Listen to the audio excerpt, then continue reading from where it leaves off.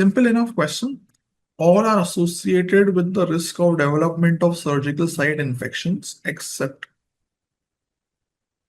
even when I have taught you wounds. Now we know what are the factors which affect wound healing. The same kind of factors will kind of affect the risk of surgical site infections. So what will affect the risk? People who have obesity, of course, because obesity is associated with atherosclerosis, poor vascularity of the surgical site. So it will increase the risk of wounds getting infected. Uremia, yes. So this is something from Bailey. Any metabolic disease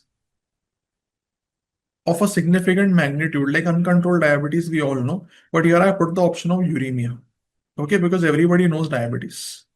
Jaundice will all affect wound healing because your metabolism will be altered, your immune system will be altered.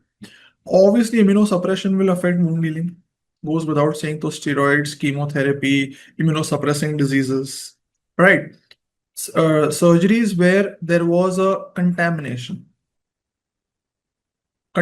surgery, like a GI surgery where there was a bowel which was perforated, or during cholecystectomy, if the gallbladder burst, surgery becomes contaminated, increase the risk of SSI.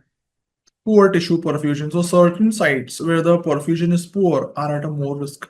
Presence of foreign body in the wound, especially for us surgeons, mesh.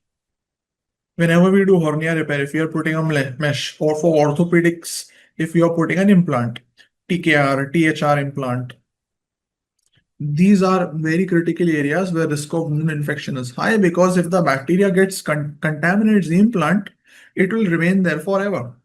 And of course, poor surgical techniques of certain kinds, like, now this is a little broad specific, but what can they ask you in the question is what you should know.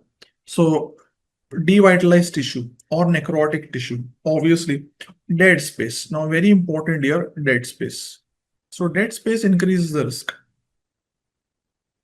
which is why if the wound has a lot of depth, we tend to obliterate it, and closure of dead space is a good thing. So the answer here is option D.